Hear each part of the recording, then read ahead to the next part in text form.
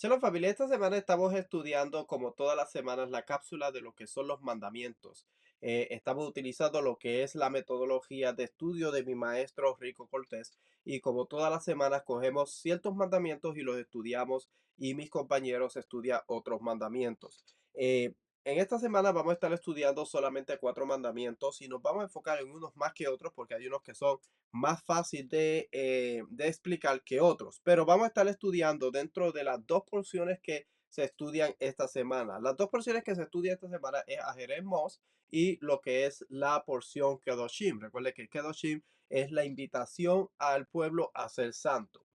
El mandamiento 186 eh, contiene lo que es la prohibición de hacer una ofrenda o llevar una ofrenda fuera de lo que es el lugar donde Dios ha escogido.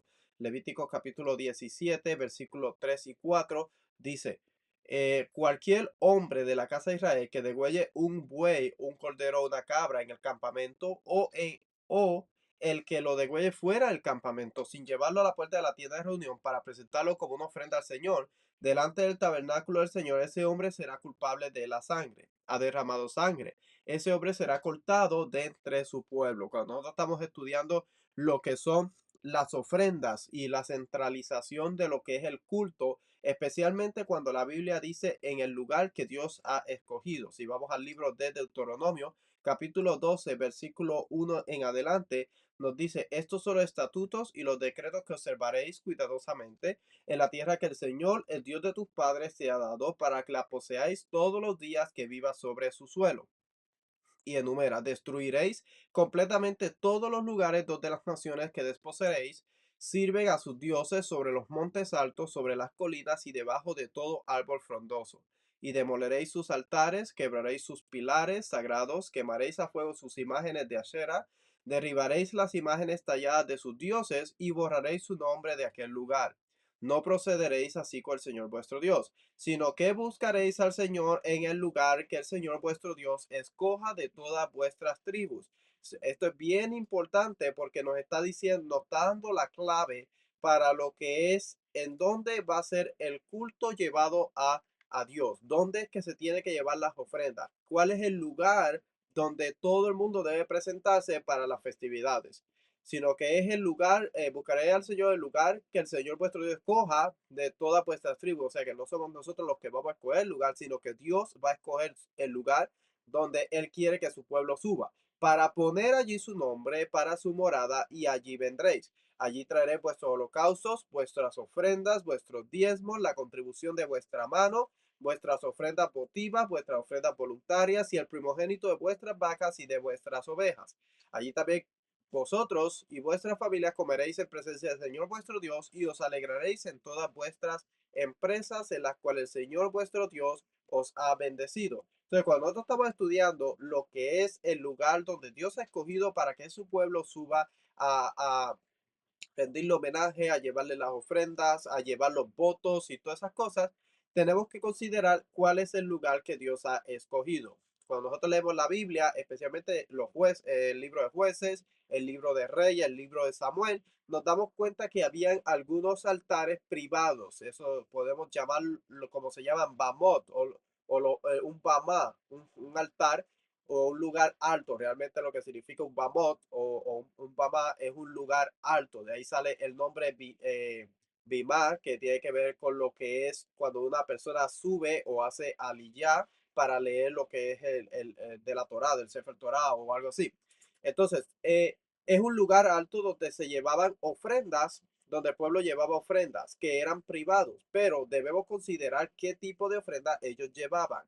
Sabemos que las ofrendas que eran comunales, por ejemplo, lo que tenía que ver con el servicio del tamil y las ofrendas festivas tenían que ser llevadas al lugar que Dios había escogido. Que eso fue en algún momento dado. Sabemos que cuando entraron ellos a la tierra prometida, el tabernáculo estuvo primeramente en Gilgal por cierto tiempo, luego de eso fue movido a Shiloh, después se movió a Nob, después estuvo en Gibón y después finalmente estuvo en Jerusalén y Salomón terminó construyendo el templo en Jerusalén, el templo que Salomón dedicó a Dios. Una vez el templo fue dedicado en Jerusalén, ya no se permitieron más que hubieran ofrendas o que se hicieran algunas ofrendas en lo que eran los lugares altos, los bamot. Entiéndase que estos bamot tenían que ser construidos de cierta forma y no podían tener, no podían ser dedicados a otras deidades, sino que al Dios de Israel.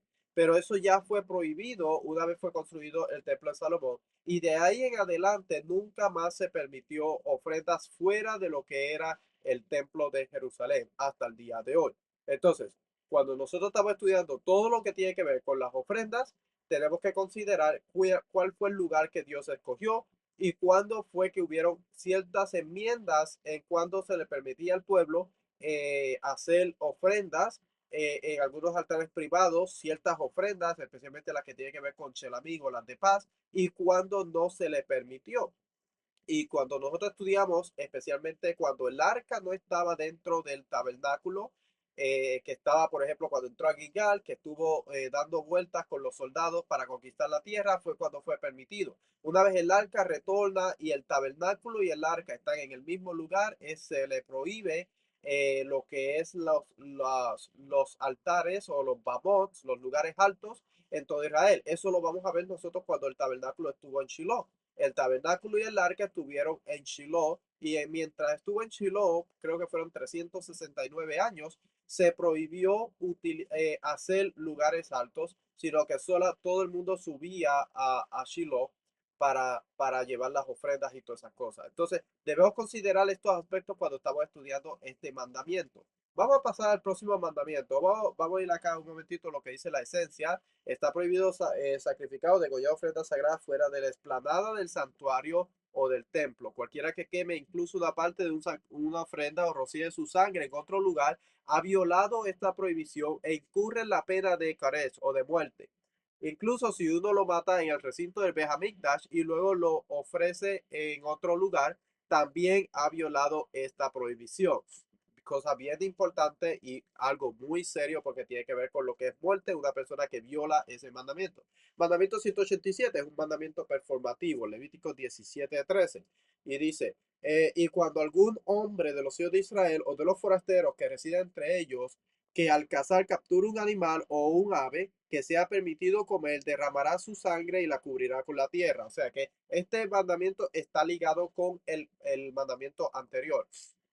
Recuerde que solamente los hijos de Aarón y sus hijos pueden manipular la sangre. Entonces, cualquier persona que case un animal para consumo propio, obviamente, o degüelle un animal para consumo propio, tiene que vertir la sangre sobre la tierra y cubrirla, porque no puede manipular sangre. Solamente Aarón y sus hijos pueden manipular la sangre y tiene que ser en el lugar que Dios ha escogido, es decir, en el tabernáculo y más tarde en lo que es el templo, específicamente en lo que era el recinto o la azara. Dice, ok, ese mandamiento yo creo que está conectado con el otro. Todo hombre que tome en la casa cualquier animal o ave que pueda ser consumida, derramará su sangre y lo cubrirá. Es un mandamiento cubrir la sangre de un animal silvestre o ave permitida después del ritual de la matanza. El que cubre la sangre debe poner tierra con tierra por debajo y por encima de ellas. Pasamos a los próximos dos mandamientos que uno se va a encontrar en la porción de Kedoshim, que es el llamado a la santidad. Tiene 51 mandamientos, 13 de ellos son performativos y 38 son prohibitivos. Mandamiento 248, no comerás con la sangre. Está prohibido comer sangre. Dice, no comerás cosa alguna con su sangre, ni seréis adivinos ni agoreros. O sea que está la prohibición de una persona comer sangre. Por eso es que existe lo que es el mandamiento de vertir la sangre cuando una persona mate un animal para consumo propio. Y si va a utilizar ese animal para una ofrenda, tiene que llevarlo al tabernáculo o al templo, donde las personas autorizadas para poder manipular la sangre van a estar ahí para hacer ese procedimiento. El próximo mandamiento y el último que vamos a contemplar en este corto estudio va a ser el mandamiento 259. Se encuentra en el libro de Levítico 19:36. Recuerden que el libro de Levítico, especialmente el capítulo 19, está llamando a lo que es la santidad del pueblo. Todo lo que va a estar hablando, o en su mayoría, va a estar hablando de lo que es el comportamiento moral del pueblo entre uno y el otro y ante Dios, cómo una persona debe manejarse en el diario vivir. Realmente eso es todo lo que la Torá nos lleva. La Torá nos lleva a manejarnos en el diario vivir de ciertas formas. Nos habla de lo que son los jueces, específicamente sobre las balanzas. Levítico 19:36 dice, tendréis balanzas justas, pesas justas, un efa justo y un hin justo.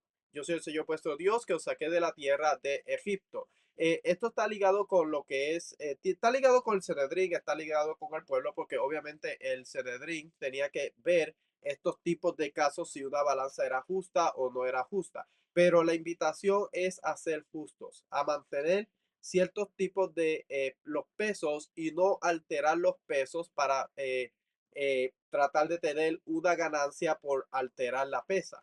Entonces, Dios le está diciendo al pueblo cómo debe comportarse. En el antiguo Medio Oriente habían ciertos tipos de piedritas o cosas que se utilizaban para balancear y mantener unas medidas. Ellos más o menos sabían lo que era una efa, lo que eran los distintos tipos de, de pesos que utilizaban para lo que es el mercado, vender y cosas así. Y Dios le está diciendo que ellos deben mantener una balanza o unas pesas justas para que no le esté robando al pueblo. Dice, es un mandamiento que la balanza, las medidas y los pesos de uno sean correctos.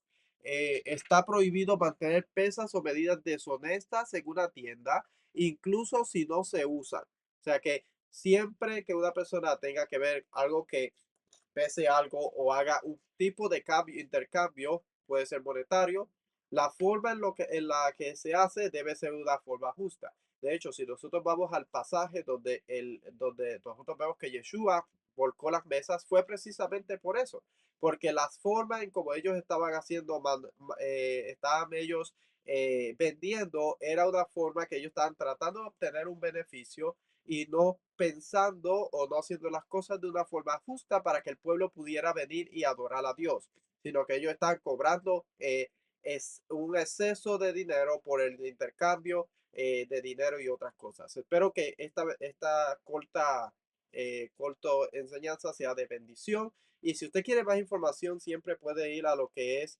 tesorosdeltemplo.com, donde puede encontrar más información detallada sobre lo que es los mandamientos de la porción a Jeremot y Kedoshim. Shalom.